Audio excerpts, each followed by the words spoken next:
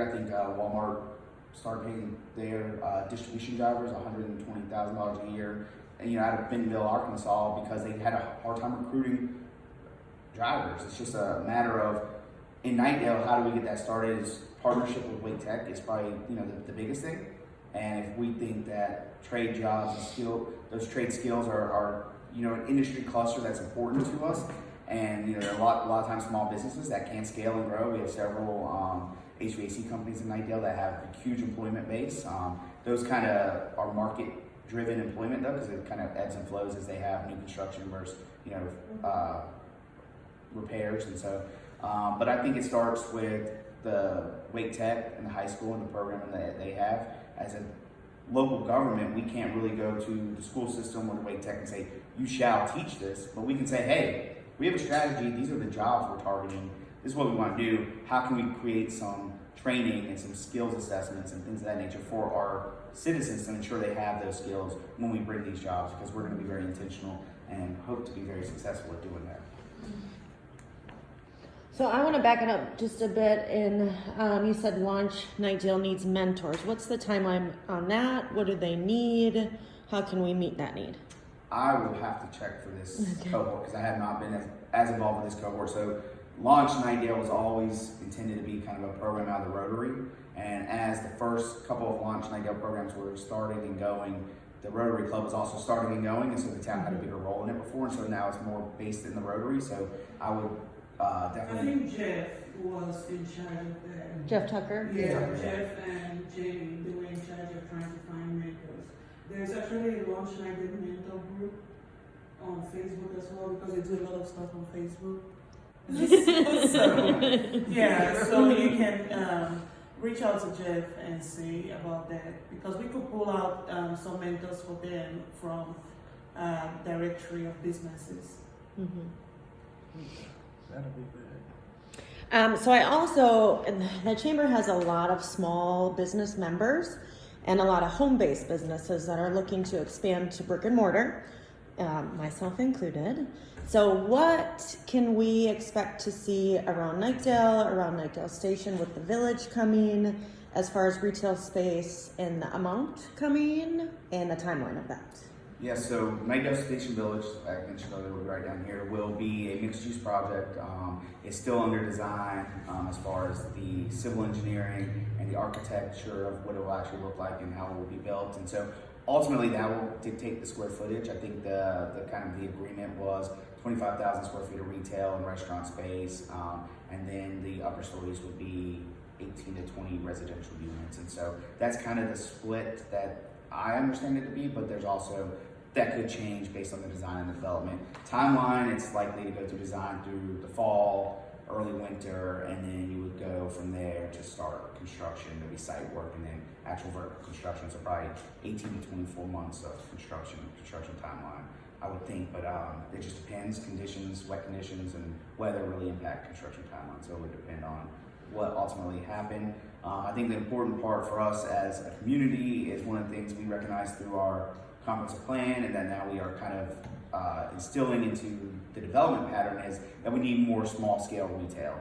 A small business can't necessarily go to next to Target and the lease rates are going to be higher, the space is going to be big, the lease terms are going to be very onerous as far as slanted towards the landlord. And so we want to make sure that as development comes online, that there's small scale neighborhood type retail, or that there's space available, even if it's a big retail development, that there's smaller spaces available because they're easier to reuse and they attract a larger market than a 30,000 square foot retailer would. And so we want to ensure through the development pattern that we put into place something to help that happen.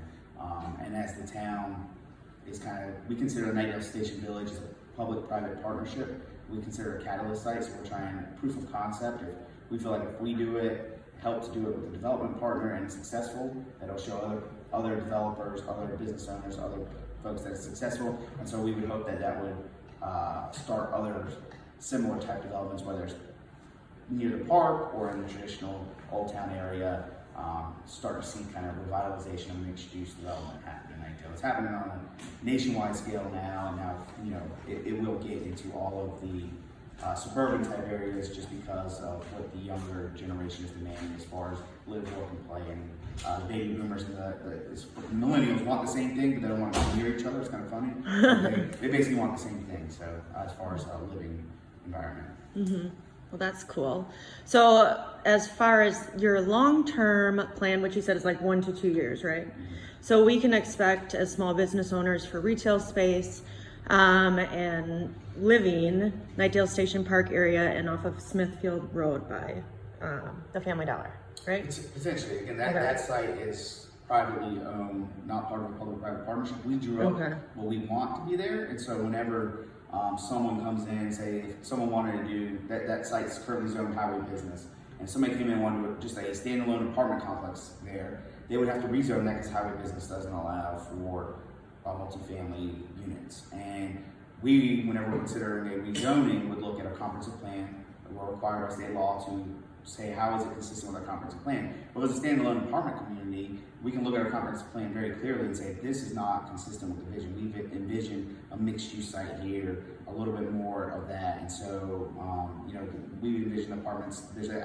definition of what a mixed-use center should be in our comprehensive plan, and so that would kind of help us guide them, develop the direction that the town envisioned. Would it truly be what we drew there when it's all said and done? Probably not. Mm-hmm. But if we start to incrementally make that happen, then the overall will be close to what we envisioned. Mm-hmm. So maybe that area is more in the longer, long-term plan.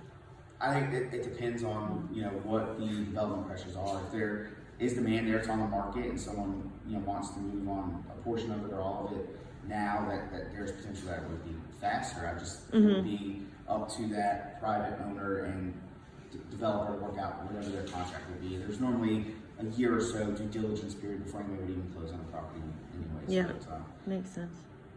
So what can you tell us about the timeline for the soccer complex? So they're going to start construction very soon on that. A lot of that is getting the site ready. So a big part of building fields is getting them sited correctly and draining correctly. And then we are doing that as a partnership with the NCFC, North Carolina Football Club youth soccer program. And so I think the town's construction timeline is somewhere around 6 to 8 months, and then they would have the opportunity after that to go in and kind of finish the fields to the way they like them and want them to be. And so, oh, cool. So potentially by like Christmas next year or I something? think that's the goal. 2020? Don't quote me on that, or video me on that. Yeah. The exact timeline, I'm not. I've got it at 7 minutes and 51 seconds. You said. I'm not necessarily managing that project intimately, so I know the timelines are pretty dependent on weather. Construction, you know, October. It's not ideal time to start construction on any project because the winter months are typically pretty wet and cold and bad for construction. Yeah. I would like to circle back to Knightdale Village. So that is the town of Knightdale and a private collaborative initiative. So the small businesses that we know that may be interested in leasing that space, just so that we can better prepare them, is there an approval process that they will need to go through? There's not necessarily a formal approval process, so they would just need to negotiate whatever their terms would be with the developer or whoever their leasing agent is, and then once they were able to come to terms and they are, you know, a proposed use in there, there's permitting and things that would have to happen to the town. The town does, we lease the land to the developer, and so they'll build it and they'll ultimately be the ones responsible for filling the space. So the town doesn't necessarily have a process to follow to lease space. It'll be more about once the development's up and going, how much can they pre-lease? Normally is how they do commercial real estate before they even start construction. And so there may be some interest sooner and later. I think, you know, towards the beginning of next year, we'll have a better idea of exactly what their marketing plan is. Who's the developer? It's KSB Incorporated. It's a local development group that consists of folks who have developed property in Knightdale before, and then the original team I think is all together, but it's local business owners and developers. They have a incorporated business. Okay. So do they have a leasing agent yet for this project? I'm not positive 100%. Okay. Cool. We can ask that question though. definitely. Yeah, find out. Because I know a lot of people are excited about that area and getting more stuff, more restaurants, more smaller retail. It's kind of the push that everybody's looking for. Everybody is also asking about Panera. What's up with Panera? So they have received a rezoning and approval to locate kind of next to Just Tires, corner of Parkstone, Town Boulevard, and they're currently creating a driveway connection from Widewaters into Parkstone, Town Boulevard to accommodate that use. And so they're in like their final construction drawing phase, and then they'll start construction shortly thereafter. Again, not ideal time to start construction, so I don't know if they'll wait or not. I don't know. You know, large corporations like that kind of have like a scaling plan of when they want to put out new businesses. But we're hopeful that they finish the process and start construction soon. I think a big part of that was building that connecting driveway, and so once that's finished, that should be moving quickly. Oh, good. So hopefully spring, summer. We'll see. I'm sure they have a big builder that will as quick as possible. So I think the other area that people are asking about is that big piece of land behind Sheets, like right in front of those new luxury apartments. Yeah. What's up with that? So Parkstone Development, so the developer of that had originally came in with a plan of 350 apartment units as phase one, always was going to be phase one, and then about 260,000 square feet of retail in the front, kind of a traditional big box center. And I think that was approved in 2015 or 16 timeline. Well, as we talked about today, the retail trends nationally have really changed. 260,000 square feet of retail is really hard to fill, and so they've kind of had to re-envision what that might look like. And so actually, they are in the process of re-envisioning that, where it's likely that the apartments will be kind of phase one. Phase two will be a townhome community, likely around 150 or so townhouses there, and then the retail portion would be phase three. The smaller portion are still about 100,000 square feet of retail, I think, which is pretty large in today's economic times. And so once they find users for that, they'll activate that. So to construct commercial real estate normally has to have a certain percentage pre-lease before they can start construction. So once they have pre-leases, they'll be able to start construction, and we'll have a better idea of what that tenant makeup might be. Right now, I don't think they have any pre-leases that I'm aware of. Is there any specific industry that they're looking for? Like they want it to be a grocer? Do they want to? Or do we know? So the developer, Yes. well, they probably just want to find someone to fill it and build it. I don't know. Okay, They would. So the developer of that center is the Widewaters Group, who also owns Widewaters next door. So they have Lowe's Food there, which is a non-compete type situation. So to have a grocer there, it'd have to be a sales scenario where they don't actually develop but sell the land to someone else to develop. So I'm not sure really ultimately what they would do or what exactly their private contracts say. And so what we see in the retail marketplace is that the only big box, if you will, that's really developing space is grocery store anchor centers. You don't really see any other big box really growing anymore unless they're going into a new market that they're not in currently. So it could be any mix of really anything, but it will be retail, mostly probably some personal services as well, which normally fill those smaller airline shops. Mm-hmm. Cool. What else is coming that we need to know about? That's about it. I think exciting for us is economic development in town. I don't know if you know where the Knightdale Medical Center is, but there's a second medical office building under development right next to that, so we're really excited about that. That's got 9,600 square feet of medical office space. 6,000 of that is already pre-leased. And wow. They have about 3,400 square feet, I think, available. If you know anybody looking for medical office space, it's going to be, Class A, nice medical office space right next to. So you kind of get a little bit of a medical campus there. What's good about that is daytime employment. Things like Panera like to have those employees to eat at. So you kind of start to build those synergies and have a lot of good things happen. There's that word again.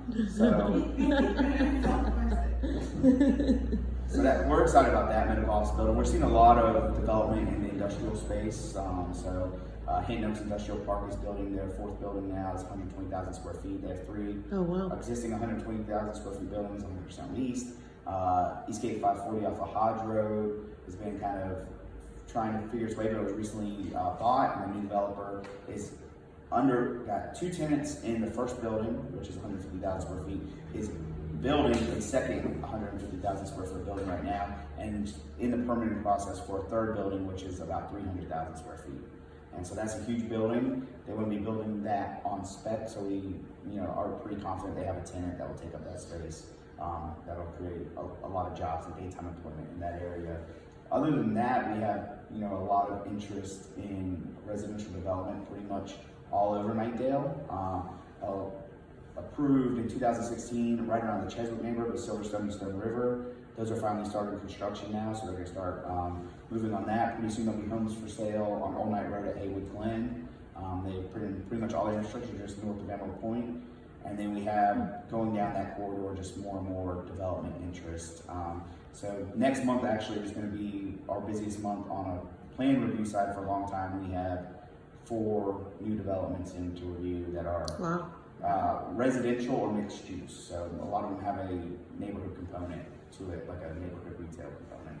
And so once we get those reviewed, they'll all be kind of going through a public process. So it's going to be a lot of new development happening. Can I circle back to one last thing? When you said connecting the dots between small businesses and funders or capital, is there a role that the chamber can play in that interaction? Write the checks.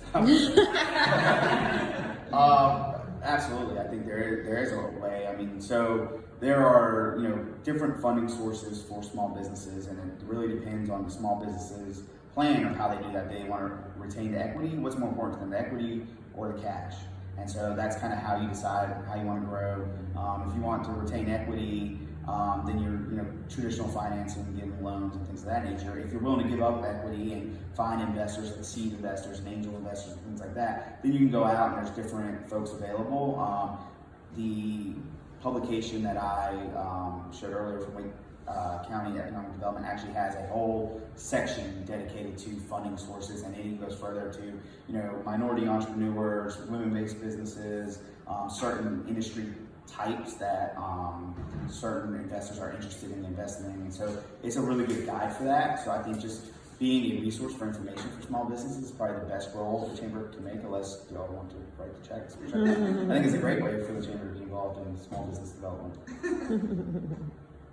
Well, I know Techstars, you talk about tech jobs, and Techstars is an incubator that actually also works as venture funding.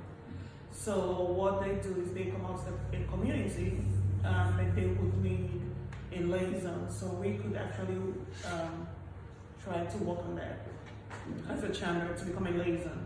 They come out and they do a 3-day workshop, and it's like a startup sprint where you start up with an idea on Friday, and by Sunday you have a full-blown business. Right. So it's called Startup Weekend. They've done that a lot in Raleigh and in the Triad area, but that would be something that we could bring out this way. Because they start up with that, and then they go on into their incubator program, which for the very first time they just started. This is their second session they are doing in in this area, in the MetLife building. So we could see about bringing that out to this side of town. Mm-hmm. Yeah, and I think the chamber's role in that is knowing who's here, what's the inventory of businesses, and how do you mobilize them to make something like that successful, to appetize the the startup community or whatever startup type event it is to come out here. And if you tell them we have 22 companies in X, Y, and Z, tech startup that wants to do this, this, and that, that helps them make a business decision to come here and help out. Versus if you say, me and Ashley are going to be there, they might not be as excited to come out. So that's kind of where the chamber's role is to really create that business inventory, know who's in the community, know whose ideas there, what ideas are out there, and how do you help those businesses see the opportunities like this that are available. Mm-hmm. So you talked about social media campaign to target local shopping. Is that something that you would need a partnership with as well? I can see that going either way. I can see that being, you know, a chamber initiative where the town can provide assistance as far as helping to market it, helping to, you know, I see that step one is a press release. So, you know, we could certainly assist with that, preparing a press release saying, hey, in partnership with the Knightdale Chamber, the town of Knightdale is looking to do a local shopping campaign over the holiday season. Please, we encourage you to use hashtag Knightdale First, hashtag Shop Knightdale, whatever it is. Whenever you shop Knightdale, show the world you're shopping at Knightdale, encourage your friends to do so, et cetera, et cetera. Highlights. I like Knightdale First. I do too, especially since we're on first half. I'm sorry? You found that? Yeah. That's good. So we were actually thinking about coming up with a whole directory of the businesses in Knightdale and the different categories, because people will think, oh, I can buy from this business for a Christmas gift for my loved one because they don't do gifts. But even buying lawn care services for a whole year is a great Christmas gift. Yeah. So, so we were actually trying to build a directory. So I like your idea of, you know, talking about we could actually launch this campaign at the Makers Market. You know, that's a good time to launch that. So I'll have the directory ready by the end of next week. Wow, really? Oh, Go quick. good job. Awesome. Anything else? I appreciate you coming to see us. Yes, thanks, Jason.